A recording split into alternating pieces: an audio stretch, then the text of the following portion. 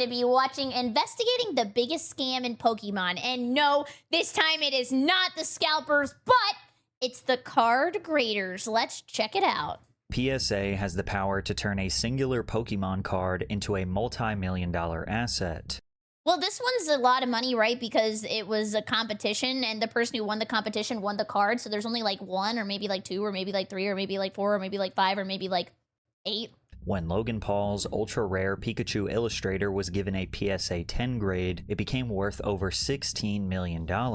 A single grade point lower and the card's value drops to $1.4 million. But when one company has the ability to create or erase millions of dollars with a single number, there's bound to be corruption. And yeah, because wouldn't they want to make it so the cards are expensive? So even if you do pull a 10, they don't rate them all a 10 because they want there to be value in the cards. So they have to like give people 9s just so the 10s are more valuable. a recent pattern of major screw-ups has many people suspicious of PSA. They've authenticated cards that were altered to look perfect. Their grading system has been exposed as extremely inconsistent, and they've even admitted to straight up destroying high-value cards during their process. What? And those are just the mistakes that we can 100% prove. There are countless What do they do? Like, they just see one that's a 10, they're like, can't have another one. I'm gonna use this as toilet paper. grading decisions that happen every single day that are losing people hundreds, thousands, and in extreme cases, millions of dollars. Which is why when you dig deeper into PSA, the more insane it becomes that a multi-billion-dollar industry revolves around a tiny number on a piece of plastic. One thing that I would want to do if I collected cards was I would want to get like all the ones, just like straight up crap cards that are torn up. That would be fun and different and cute. Before PSA became synonymous with corporate greed, they were actually providing an extremely consumer-friendly service. PSA, which stands for Professional Sports Authenticator, offered a universal standard to determine how much a card was worth. Think back to elementary school at the lunch table. Your friend has a bag of chips, and you're willing to give up your ding-dong in exchange for it. No, I was not. I want to keep my ding dong. My God, they got a crazy grading system over there. The chips aren't objectively more valuable than the ding dong, but if both of you are satisfied with the trade, then it really doesn't matter. Sports cards and trading cards used to be the same way. Maybe I had a bunch of Yu-Gi-Oh cards when I was a kid, and when I moved, I gave them all away to my neighbor because I thought that I would never find somebody to play Yu-Gi-Oh with ever again. And I wonder what I had. I wanted your Charizard card and you wanted my Pikachu card. We'd just swap them and be done with it. But eventually how rare the cards were became a factor to consider in the trade. All of those factors is what PSA considered to determine how much a card was worth, which resulted in people paying big money for cards in 12.9 million? What's the most expensive card in the world, like from anything? I'm gonna look it up. Most expensive trading card ever. They're saying the Pikachu, which is 16.4 million, that was sold in February of 2026. all different niches. PSA essentially created the industry standard guide of what matters when buying or selling cards. I feel like I get so mad about like the creases and stuff, or like the alignment is just kind of RNG, right? Or like the centering. In a close inspection, a trained PSA grader validates a card's authenticity, ensuring that it is officially licensed merchandise and not a knockoff. One time I did have a knockoff that I didn't know was a knockoff because I asked my parents for, okay, don't laugh, Oron High School Host Club merch when I was a kid. And they bought me Oron High School Host Club stuff, but they're like adults, so they didn't know what was a knockoff and what was real. And I brought it to somebody, and I won't tell you who, to sign it at a convention. And they lifted it up in the middle of the crowd and went, "Don't you ever bring me stuff like this. This is a knockoff product. If I see one of these ever again, I will publicly shame you." I was like 12. Assess any potential damage such as rips, tears, scuffs, folds, and finally they give a grade to the card's overall condition on a 1 to 10 scale. And at the end they carefully encapsulate the card in a protective case to preserve its condition with a label displaying its name and official PSA grade. Wow. Before PSA was rotting the industry from its core, it was actually meant to preserve the integrity of it. But as their power and influence... It's gotta be hard to sign a baseball. Like, it's so round and juicy. grew, they started moving away from being a humble service for hobbyists and developing into a corporation fully fixated on profits. Yeah, PSA expanded always their happens. company beyond just grading cards. They integrated with eBay to create the PSA Vault, which helps store, list, sell, and ship trading cards for their customers. Oh, so they'll like buy it from you. They could be like, hey, I'll buy your card if you really don't want it back. But if they have the system, what if you send them a card and they magically like lose it and then you see it up for sale? I'd be so mad. So if you wanted to sell your recently graded card, you could have them take care of the entire selling process from start to finish with little effort. PSA even offered a buyback service where they would purchase the card directly after grading. And some interpret this as kind of a conflict of interest. Yeah. You're handing a company your card, they're deciding how much it's worth, And then they'll say it's like a 7 and then pay you for a 7, but then list it as a 10. No shot. Oh my God, that would make me so mad. Oh, hell no. and then they're offering to buy it from you themselves. If they plan on reselling the card for a profit, they have every incentive to convince you it's worth a little less than it actually is. It's like when Rick from Pawn Stars calls in one of his buddies to tell you what your rare artifact is worth, and Nah, don't shame the guy in the hat. The guy in the hat is actually the only real expert. The rest of them, they're like LARPers, but he's a real expert. almost every time, it's worth way less than what you thought it was. From there, PSA's parent company, which is confusingly called Collectors, also acquired rival grading services Beckett and SGC, getting them closer to becoming a monopoly. Today, PSA and its sister companies take up 80% of the total market. Dude, so they have nobody to like check them. There's like no checks and balances. They just basically say whatever they want. Then they buy it from you and then they sell it for way more. Holy crap, that's nuts. With PSA accounting for a whopping 72%. And that dominance comes with an immense responsibility. The trading card market is now a multi-billion-dollar industry, and basically every collector on the planet relies. I love the Pikachus that wear the ponchos. See, look, I'm part of the problem. Like, look at how cute he is. Come on, be honest. On PSA's labels to determine that each card they received was authentic and in perfect condition. And when PSA makes mistakes, they aren't just minor disputes. They have the potential to be catastrophic errors that can bankrupt a collector. But before we get into that, we all live busy lives. There are so many things to do, and it never feels like there is enough time in the day. My guess is Angie's List? You should probably go get that yearly checkup to make sure you're in good health, but you don't have time to sit on hold all day. Today's sponsor, ZocDoc, makes the process a whole lot easier. ZocDoc lets you search and compare local, in-network doctors with more than 150,000 providers and over 200 specialties I'm a doctor. across all Come here. 50 states. You can view tons of reviews from real patients and detailed doctor profiles to help you choose the right one. ZocDoc lets you see actual appointment openings and click to instantly book a visit. Appointments happen fast, usually within 24 to 72 hours, and you can even score same-day appointments. Best of all, ZocDoc is free to use. Taking care of your health just got easier. Head to ZocDoc.com/PatrickCC to get started and check that appointment off your to-do list. In 2017, a 1952 Stan Musial baseball card sold for $2,800. That's huge. It had back slight then. imperfections, including a black dot on the border, as well as a few small scuffs on his jersey. I shouldn't have used this as my ashtray. I don't know why I just assumed everybody in 1952 was smoking cigarettes. Oh.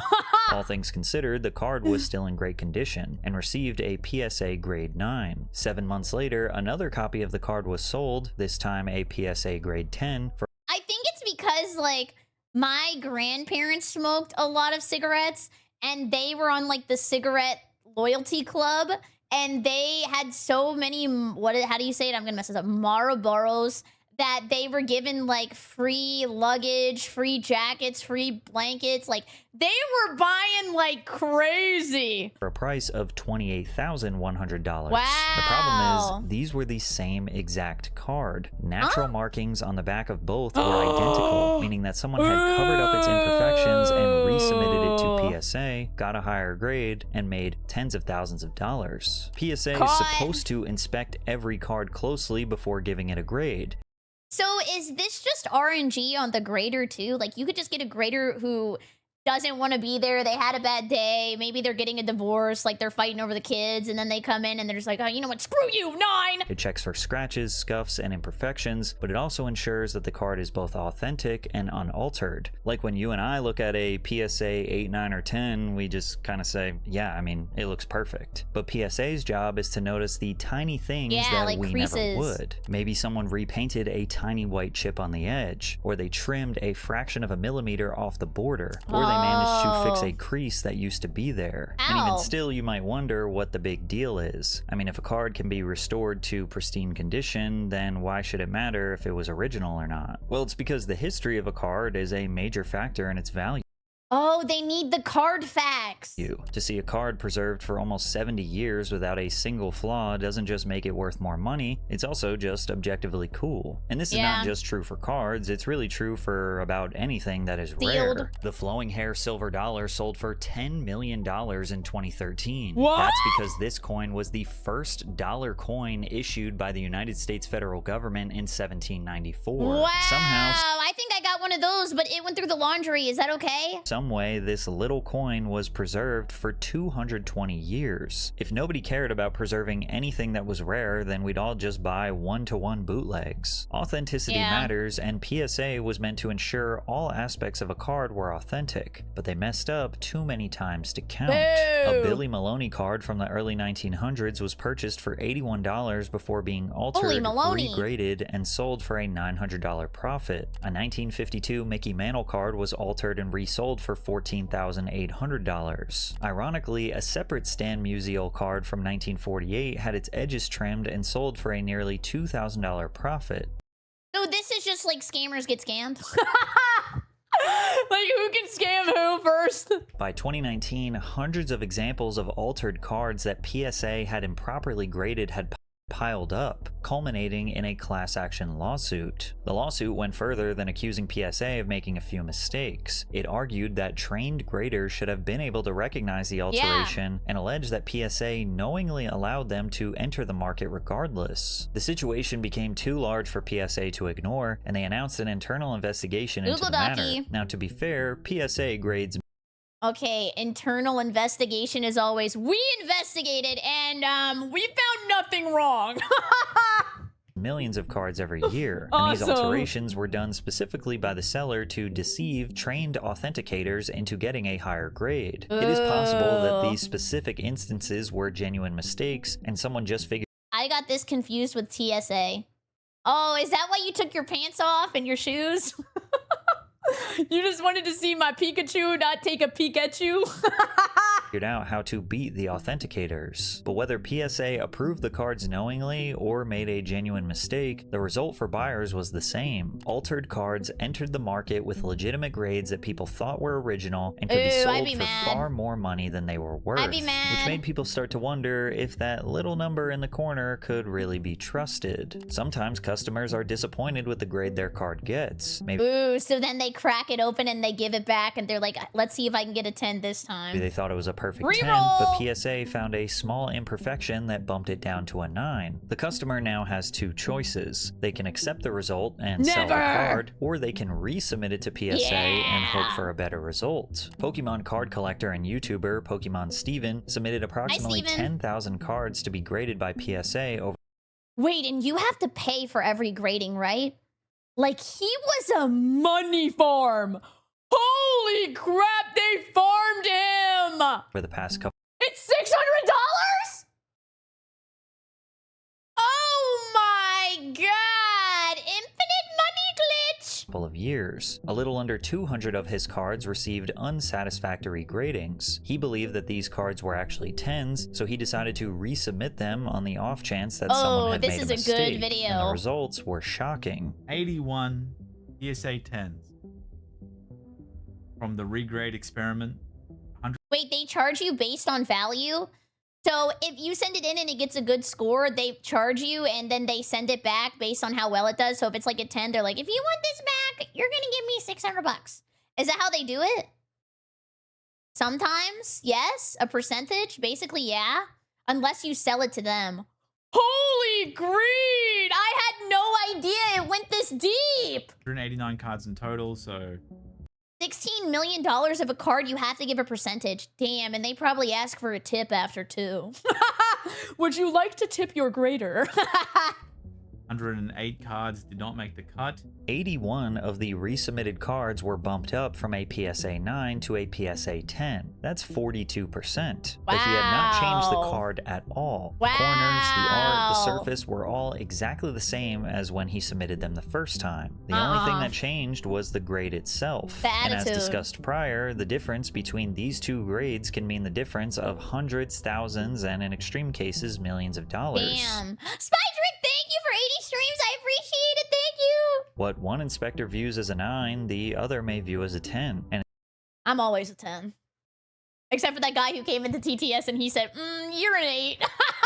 it's starting to seem like the only difference is how lucky you are when your card is being reviewed. PSA's grading system is supposed to be an objective measurement of the card's condition, but as more controversies pile up, the grading seems subjective. Oh my god, my grandma used to use one of those. Just goes to show that people are insane for paying such a massive premium for 10s.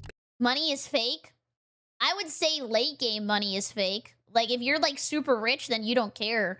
But, like, sometimes you're a little sad that McChicken ain't $1 no more. PSA is a huge scam, but resubmitting the card could also hurt its value. Another collector submitted over 100 cards to be regraded, 19 were given higher grades, but 34 of them were actually given a worse grade. But why does this happen? I mean, the rules are clear enough. 4 perfectly sharp corners, full original gloss, no stains or no scratches. So it's kind of like whenever you get your essay graded in school, and like sometimes the teacher will like it and then another teacher won't, or if you're like in an art class and things like that, it's like up to the person, which is way worse than if there was just like an actual sheet that they signed off. A slight allowance for printing imperfections. The problem is that a human grader still has to decide what counts as perfect. Maybe there's a small mark in the artwork that one grader notices while the other one doesn't. What one grader sees as a printing imperfection, another may view as an unnatural defect that bumps its grade down. So now submitting to PSA is like gambling, especially when you consider the fees associated with this process. Submitting to PSA for grading costs $25 per card plus shipping, and they do offer slight discounts for bulk submissions. But think about it, if you get a low grade, your card could be worth less than 25 bucks, meaning it costs more to authenticate and grade than it's actually worth. However, if your card is worth more, PSA will charge you insane amounts of money to do the exact same grading as a worthless card. Crazy. Why? They're doing the same amount of work. Damn. Like Nico, who submitted his rare Mickey Mouse card that was worth $20,000. That was not even Mickey Mouse. I don't know who that was. That was Ricky Rat. I don't know. To PSA, only for them to charge him $1,000 for his perfect. $1,000? Oh my god, they said we want a piece. What the hell? And then I still gotta pay shipping fees? Oh, hell nah. 10 grade. Or Scruffy, who was charged $150 for a 10 grade 2021 Pokemon Sword and Shield Evolving Skies, and $600 for a 9 grade 2002 Charizard Reverse Foil. There's also John, who was told by PSA his card was worth $25,000, which is why he needed to pay them $1,000 to authenticate it. Dude, and I feel like they're not even looking at, like, average sale price. They're probably looking at, like, the best of the best. Like, if the card value goes down, they don't care. They're like, well, at once this sold for $25,000, so we're taking it from there. But then his card only sold for half the value they claimed it was worth. And no, they didn't give him a $500 discount and say, oops, we messed up. And he still made a great profit, but remember that the grading process for all of these cards is exactly the same. Scam! And you don't know what they are going to charge you until after they have already done the service. This has led some collectors to accuse PSA of intentionally having inconsistent grading so people will just keep submitting their cards for additional gradings. This is unlikely considering they've been shown to both overgrade and undergrade cards. Are you supposed to not crack it though once you get it back? So, like, the theory, I guess, kind of makes sense that they think everybody's not listening to the rules, but, like, you're not supposed to do that, right? And again, there are stories that make it easy to understand why some collectors still remain skeptical. The most notable example of this is when a collector named Preston submitted 30 separate Pikachu Zekrom GX cards to PSA for grading. I would be so bored if I was the grader. Oh, cool, this Pikachu Zekrom's awesome. Oh, that's funny. Okay. Okay. Yep. anticipated that most of them would be perfect 10s, but he was shocked to discover that none of them received a perfect grade, with the vast majority of them receiving PSA 9s. In spite of his disappointment, Preston opted to sell the cards through PSA's buyback service. However, he kept records of the serial numbers on his wait. This is the journalism I love. Here we go. cards and searched them later online to discover that 11 of them had been listed as perfect 10s. Wow. Around this time, a PSA 9 of this exact card was going for around $41, while a PSA 10 was nearly $200, meaning that PSA bought them from him as a 9 and Dude, they must have graded them 9s too because they knew that there was no way he would want 30 of them.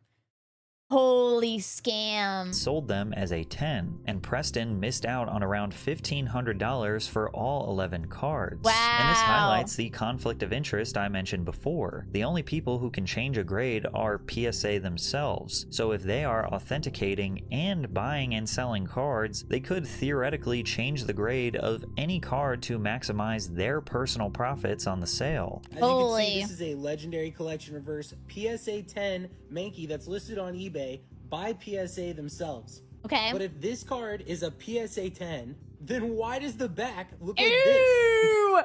They were taking nipples out the top. They were getting hungry while they were grading.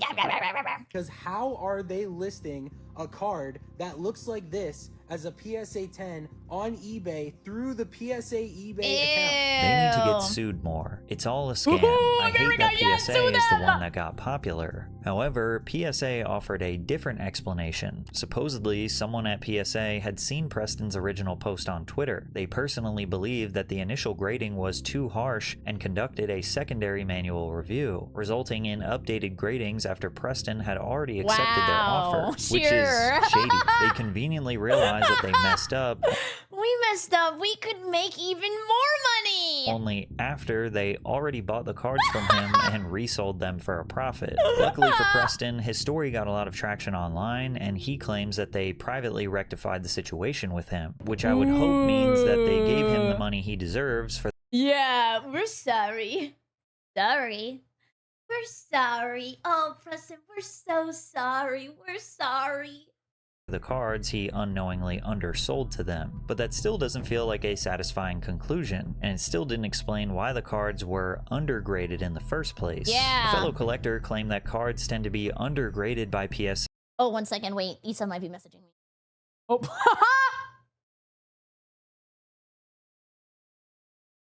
Yes. She's gonna be late. Yes. I love collabing with VTubers. Yes. When they receive bulk quantities of the same card. I guess the logic is that when you look at the same card over and over again, you maybe start to see imperfections that aren't there. Or maybe the same person is just going over all of them and is like, surely they can't all be I only love it because I was gonna be late. There's still 5 minutes left of this video, and I love to talk, and it's already 6 o'clock. aren't there. Or maybe the same person is just going over all of them and is like, surely they can't all be 10s, so here's a 9. But obviously that would be corrupt and unethical business practices. But most importantly, PSA did not make the situation right with Preston until after he went viral on social. Dude, it sucks. Anytime you need something to be right, you need to like complain on Twitter. It's one of the only reasons I still have a Twitter account. I tried to make stuff right with YouTube, but that's just talking to robots all day. But that was the only time they ever replied to me, was when I was making a stink. Social media and gave them bad publicity. Was Preston the only person this has ever happened to? Or was he just lucky enough to get attention online and put pressure on PSA to pay him what they owed? But one of the most insane controversies that gained traction online was when PSA admitted they damaged someone's extremely rare card, and many saw this as the final nail in the coffin for their reputation. Dude, no way. That's like if the babysitter accidentally dropped your baby. My bad. We'll give you another one. A man named Brian revealed that his PSA 10 Pokemon card was severely damaged while getting it reholdered by PSA, bumping it all the way down to a grade 6. The card was a sky-splitting Deoxys, an extremely rare card released in limited quantities in 2004 and never printed in English. There were very few copies like this and in his condition, making Brian's card almost impossible to replace. Now, Brian was getting his card reholdered. Basically, what this this means is he already submitted it before and it got a 10, but he was paying them to crack open the old plastic case and seal the exact same card into a brand new holder. Oh, Collectors do this all the no. time if the slab gets scratched, cracked, or it just looks old. Oh, A he fresh trusted holder can make them. an expensive card easier to sell because buyers know the case is brand new and the And card clean. had recently been inspected. The problem is that the moment PSA cracks the case open, they're handling one of the rarest cards in the world. And they raw dog it, or do they use gloves? And if anything goes wrong, the damage is permanent. PSA acknowledged that they had damaged the card and offered to reimburse Brian the full market value, which they determined to be $20,000. He wasn't happy with this, considering that Oh, now they go for the lowest value. Great. We saw this sold for 20,000 in like 2001. We'll give you that. the same card had sold for up to $45,000 around the same time, with others Insane! saying it was worth even more. Multiple people have told me that the Deoxys is $60,000 plus, and I personally have an offer over that. PSA fixed this Wow. issue. PSA got the $20,000 figure by averaging all of the recent sales of that Now same they card. averaged! And this just seemed like a slap in the face because at best they're offering half, and at worst a third of what it's actually worth. But Holy. the problem is they caused the loss of the card and then gave themselves the authority to decide how much that loss was worth. Court! And rather than accepting their deal, Brian took to the internet. Once again, the community was furious. I love when people come to Reddit with professional problems. Like, go get a lawyer. What am I supposed to do? I'm just a fat chud eating my Doritos, scrolling at night. And this specific situation ramped up to a whole new level once Moist Critical made a video about it. This is where it gets extremely spicy. That card sold only a couple of weeks ago by PSA. And this is where it gets a little conspiratorial, but I think there's a lot of Is he wearing a new shirt? merit to it. There are people that are speculating that they didn't actually damage his card when reholdering it. The encapsulation process, it's a psyop, it's not real. What they're thinking might have happened is PSA, when reholdering that PSA 10 Deoxys that was submitted, they took it and then sold it themselves, and then instead gave him a 6, saying that it was damaged and now it's, you know, it's down to a 6. I guess PSA now stands for Pro Scam Artists. Got 'em. Critical brought awareness to this dispute far outside the card collecting community, putting PSA under more pressure than ever before. Brian announced they had come to an agreement that he was I want to provide an update regarding the recent situation involving the what? Lenticular. I can't read. Lenticular Deoxys PSA 10. PSA acknowledged the issue and worked with me to reach the resolution in the same week. They have issued compensation for the card and the situation has been resolved. Dude, they said you want your money, you better make a statement. satisfied with, indicating that he was compensated for the proper market value of his An anonymous gifter has gifted tier 1 sub to BerryCrepe is small. 5'3" is normal, and I'm 5'4" on a good day. That's not bad. card. By this point, the pattern becomes a bit too familiar. PSA rejected a complaint, the collector went public on the internet, and then the company changed their mind after the story went viral. Yeah. There are dozens of other examples of PSA destroying their customers' cards, and you have to wonder if these Horrible. individuals were ever given proper compensation. How much do you think they actually gave him? Like, do you think they gave him 60K, or do you think they gave him like 40 and he just wanted the money, so he just took the 40?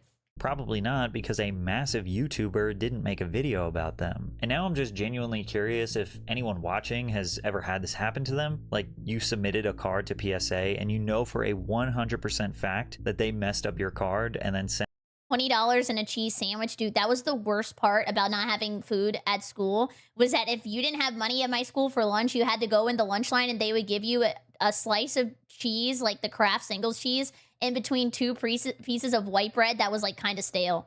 It was disgusting. it back, but hoped that you'd never notice? Comment below if that happened. PSA's grade is supposed to be a symbol of reliability and prestige, but these days their reputation isn't much better than a sketchy pawn shop. And yet, people are still sending in millions of cards to PSA every single year. But What are you why? supposed Well, the to thing do? is, most collectors don't continue to use PSA because they trust them. They continue because they have no other realistic Yeah. option. There are other companies that do grading ratings, but a card with a PSA label can sell for far more than the same card graded by a competitor. Unfortunately, Leaving PSA yes. for another authenticator would significantly cut down the overall value of someone's collection. And with the Bad. prices for some of these cards, we're talking about millions of dollars in value right down the drain. Boycotting won't work because all collectors would have to do it together. The market has decided that PSA is the gold standard, and It just doesn't matter. When normal people see PSA, it turn on monkey brain and they want it.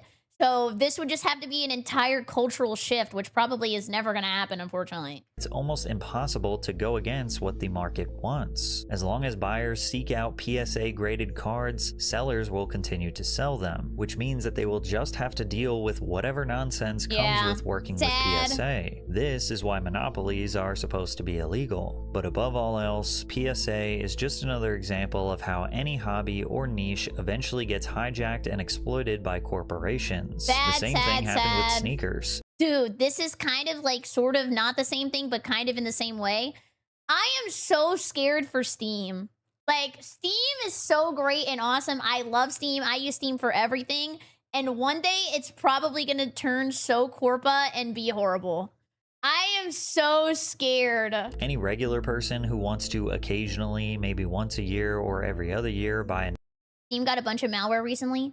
Yeah, that's why that like hentai game got downloaded on my account. Like, I didn't do it. It happened. Like, I have no idea. I went on my account and I was like, what is this? Oh my God, what? And I deleted it. nice pair of sneakers has to deal with insane price gouging, unavailability of sizes because collectors or resellers pay thousands of dollars just to let a pair collect dust on a shelf. Shoes turned into a status symbol, and now it's trading cards. That's why I don't wear shoes. Actually playing with your Pokemon card could scratch the artwork, and wearing your sneakers could scuff them up, which will devalue them. Which is ironic because most people buy nice things because they want to actually use nice things, but the only way to protect the value is to avoid enjoying it for what it is. And unfortunately, no Yep. hobby is safe from this. It's only going to get worse. Once people begin to put a price on their favorite pastime, Dude, this is why we were watching that nerd video before. The reason I thought car guys were cool was because you make your car really cool, but you like still drive it and it's still like practical and you can like be awesome on the road and you still use it. they make way for opportunists to take advantage of the hobby and get rich. PSA isn't just a tragic story of an innocent hobby being corrupted, it is a reminder that nothing you love is safe or sacred anymore. And PSA Bad. isn't the only business that's built an empire by telling people what their collectibles are worth. Pawn Stars made a fortune with these same questionable tactics. Check Remember, out we this watched this video to video. hear that We story. watched that video. Anyways, it looked like I was flipping you off. I swear to God I wasn't. Anyways, thank you so much for watching. I super appreciate it. If you're new here, please come by the Twitch stream, twitch.tv/BerryCrepe, or use code Berry for 10% off your gamer sub order. That also super helped me out. I hope you have a great evening. Goodbye!